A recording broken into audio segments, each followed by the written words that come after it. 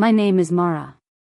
I'm 29 years old, and right now, I'm somewhere between heartbreak and confusion, maybe leaning more toward the latter, though sometimes it feels like both are tangled up inside me, suffocating. There's this thing I've been carrying around in my chest for months, maybe longer, and I haven't been able to say it out loud until now. I keep replaying the moment I said no to his proposal, twice, and how everything unraveled after that. But the truth is, I wasn't rejecting him because I didn't love him. I was just waiting to be more sure. I needed time. Time to be sure that what we had wasn't just comfortable, but real. When we first got together, it felt like we were both fire and calm water at once. His touch was electric, the way he kissed me, hungry but gentle, made me feel wanted in a way I'd never known before. There was a safety in his arms that wrapped around me like a shield, but underneath, there was also an undeniable thrill, like our bodies spoke a language only we understood. We'd stay up late, tangled in sheets and whispers, and it never felt routine. The way he looked at me made me feel seen, truly seen, and that was intoxicating. But somewhere along the way, something shifted. The warmth began to cool, like a fire burning low instead of roaring. At first, it was subtle, a kiss that lingered less, a hug that felt rushed, a hand that brushed mine instead of holding it. We'd cuddle on the couch, but instead of that comforting closeness, it felt more like a gesture out of obligation, a box to check. I started noticing the spaces growing between us, the quiet silences where laughter used to live. He'd hold me, but it felt different, less like an embrace, more like a grip, like he needed something from me I wasn't giving. Sometimes I'd catch myself pulling away just a little, needing air, needing space to breathe. There was this tension in the way we touched, like we were circling each other but never really connecting. And the nights, those nights we used to lose ourselves in each other, became quieter. The easy closeness replaced by something distant, almost cold. Sex, which used to be a language of love for us, became a source of frustration. Not because of anything he said or did, but because my mind was somewhere else, locked in fear, in doubt. I wanted to want him fully, to let go, but I found myself holding back, afraid of losing myself in the process. I tried to explain it to him, but words felt clumsy, and he didn't understand why I needed more time. After all, hadn't we been together long enough? Wasn't love supposed to be enough? I remember one evening, it's burned into me now, when I realized everything had changed. We were lying in bed, the sheets tangled around us, and I reached out for him like I always did. But instead of pulling me close, he turned his back and pulled the blanket tighter around himself. The silence between us was heavy, and I felt this sudden coldness settle in my bones. That night, the space between us felt impossible to cross, and for the first time, I was terrified. Not of him, not of losing him, but of losing myself in a love that no longer felt like home. His name is Ethan. He's a firefighter, steady, strong, someone used to facing chaos head-on. I admire that about him. When he's not rushing into burning buildings or saving strangers, he's home trying to save us, or at least what he thinks is us. But sometimes, it feels like he's fighting a fire I don't even see, and in doing so, missing the one that's slowly consuming me. After that night when he turned away in bed, the distance between us only grew. He kept trying to reach me, but in ways I wasn't ready for, or didn't need. He'd come home exhausted from long shifts, yet still try to pull me into quick, urgent kisses or touch me with a kind of desperation, as if physical closeness alone could fix the widening gap between us. He'd grab my hand tightly when I barely wanted to hold on, or hug me too hard when I just needed to breathe. It wasn't that I didn't want him, I did, but I craved something different, his patience, his understanding, his quiet presence. One evening, after a long day when the weight of everything felt heavier than usual, I tried to tell him. "I need to talk," I said, voice trembling, but before I could get the words out, he reached for me. His hands were warm and familiar, but I felt like a stranger in my own skin. Instead of feeling comforted, I flinched, pulling back. His face fell, confusion turning to frustration. "What's wrong?" he asked, eyes searching mine. I don't want to lose you," I whispered, but it came out as a desperate plea I wasn't sure I even believed. He sighed and sat beside me, but the tension was thick, like a storm waiting to break. "I'm trying, Mara. I'm here. Why won't you let me in?" That question felt like a wall I couldn't climb. How could I explain that my heart was shrinking from him, not because I didn't love him, but because I felt unseen? That the way he showed love, through touch, through urgency, was exactly the thing that pushed me away? I was trapped between wanting to be close and needing to protect myself. In the days that followed, little things became battlegrounds.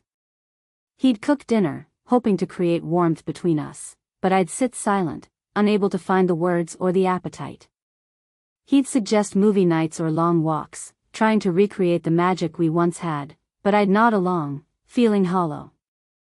One night, he reached out while we were watching TV, his hand brushing my knee. I didn't pull away this time, but I didn't lean in either. The touch lingered, uncertain and tentative, and I realized that was how we'd become, unsure of the language we once spoke fluently. I started to withdraw emotionally, not because I wanted to, but because I didn't know how to bridge the gap growing between us. Ethan wanted to fix things with his hands, but I needed his heart first, his presence without expectation, his patience without pressure. I wanted him to listen to the silence inside me, to understand that sometimes no touch could reach what was aching beneath. One afternoon, while Ethan was getting ready for another long shift, I caught him staring at me. His eyes were tired but soft, and for a moment, it felt like we might break through the wall between us. "Mara," he said quietly, "I don't want to lose us. Tell me what you need." I looked away, afraid that my answer wouldn't be enough. "I don't know," I admitted. "I just need time. And maybe, to feel like I'm more than just your partner. Like I'm still me." He nodded slowly, the weight of those words settling in both of us. But time was something we didn't seem to have much of anymore, and me, well, I was starting to wonder if that me he fell in love with was slipping further away. One quiet evening, Ethan came home earlier than usual, a small, tired smile on his face. The kind of smile that still made my heart flutter, even if it was harder to trust lately. He stepped inside and immediately pulled me into a hug, one of those hugs that used to feel like a safe place, like I belonged. But this time, when his arms wrapped around me, I stiffened, my body tensing against him even though I wanted to melt into his warmth. He pulled back slightly, searching my face. "Hey," he said softly. "Everything okay?" I forced a smile, though my throat tightened. "Yeah, just tired." He kissed the side of my head, fingers tracing my back. I felt nothing but a strange numbness, like my skin was numb to his touch. When he slipped his hands lower, that familiar yet now jarring gesture, a quick, casual smack on my hip, I flinched inwardly, heart pounding in discomfort. I wanted to respond like before, with playful laughter or a teasing grin, but the energy just wasn't there. He pulled back, a flicker of confusion in his eyes. "Mara?" I looked at him, the man I loved, and felt a mix of guilt and helplessness swirl inside. "I don't know what's wrong with me," I admitted quietly. He sighed and kissed me, the way he always did, a soft, deliberate press of lips. But where I used to crave that connection, now every kiss felt distant, like pressing my mouth to cold glass. I closed my eyes, willing myself to feel something, anything. But when his hands slid to my waist, I pulled away just enough to keep the space between us. "Do you want me to stop?" Ethan asked, voice barely above a whisper. "No," I said quickly, scared to hurt him. I don't know how to be close right now." He nodded, as if understanding, but I saw the disappointment flash across his face. Later, as I lay in bed alone, I kept replaying the moment, how I'd wanted to want him, to lean in, to feel that spark again, but all I could feel was an aching distance inside. My body remembered what it meant to crave him, but my mind was tangled in a web of confusion and fear. Why does everything have to turn into sex? I thought bitterly. Why can't it just be us, just the quiet moments, the easy closeness, without all the pressure? The thought echoed through me, haunting and true. And maybe that was the problem, that somewhere along the way, love became a transaction, a demand, and I was losing myself trying to keep up. That night, Ethan had planned a quiet dinner at home.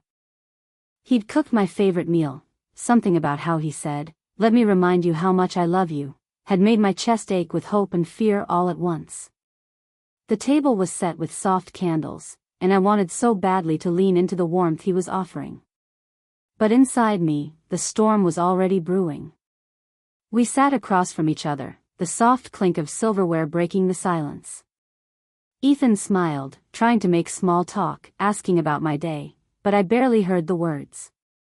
My mind was tangled in 1,000 thoughts, how I'd said no to his proposal twice, how I'd held back because I needed time to be sure, and how that time had somehow slipped away without us noticing. "I just don't understand, Mara," he said suddenly, voice low and hesitant. "Why won't you let me in? Why won't you say yes?" The question hit me harder than I expected. It wasn't the first time he'd asked, but this time it felt like an accusation. Like I was the one breaking us apart. I stared down at my plate, hands trembling slightly. Then, without warning, the dam inside me cracked.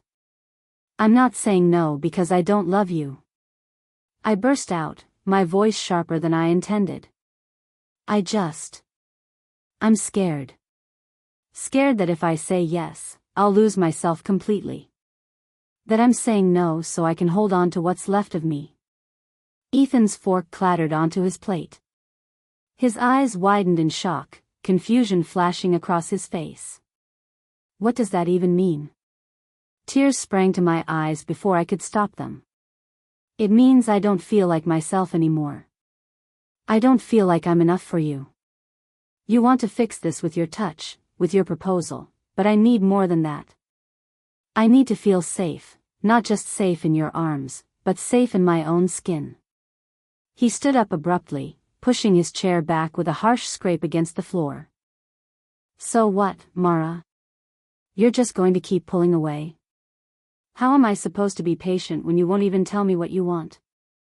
The anger in his voice hurt, but it also broke something inside me. I started crying openly now, the tears spilling over, raw and unfiltered. The romantic dinner I'd hoped for had turned into a battlefield. "I'm sorry," I sobbed.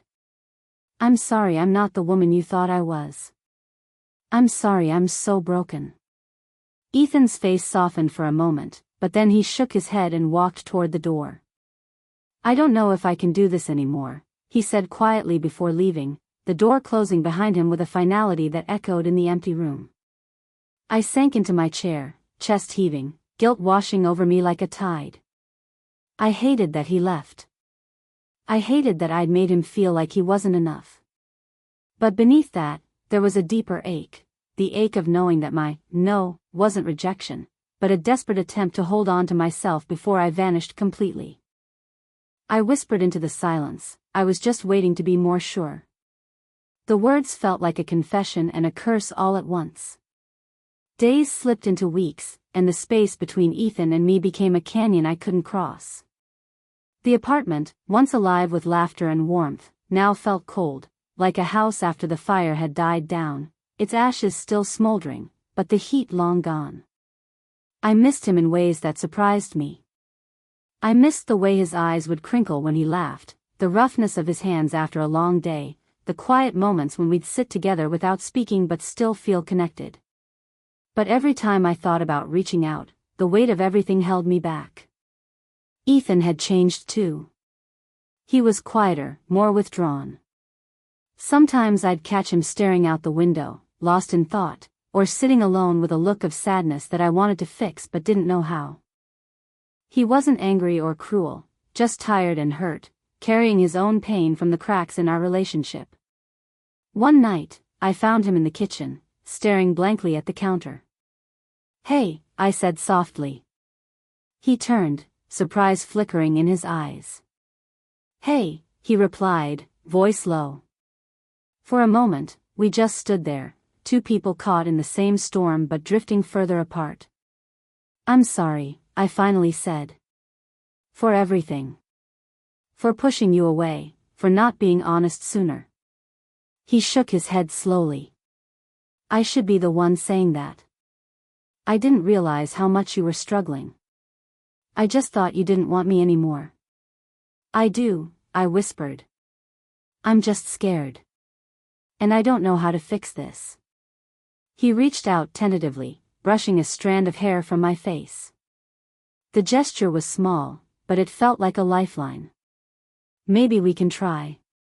Maybe we need to find a new way to be us." I looked into his eyes and saw the vulnerability beneath his strength. I saw a man who loved me, but was just as lost as I was. But the question lingered in my mind, heavy and uncertain. Could love be enough if we both had so much to heal? Was waiting to be sure a lifetime sentence? Or could we learn to hold each other without losing ourselves? That night, lying awake in the dark, I realized I was at a crossroads. I could either keep holding on to a love that was slipping through my fingers or let go and find myself again. I didn't have the answer yet. But for the first time in a long time, I was willing to look for it. The night after our quiet conversation in the kitchen, something shifted, not a sudden fix, but a fragile thread stretched between us, tentative and new. We didn't speak much, but when Ethan came to bed that night, he didn't turn away. Instead, he reached for my hand in the dark, his fingers warm and steady. It was a small thing, but it felt like the first bridge across the gap that had swallowed us whole. In the days that followed, we began to talk, really talk, about everything I'd been too scared to say before.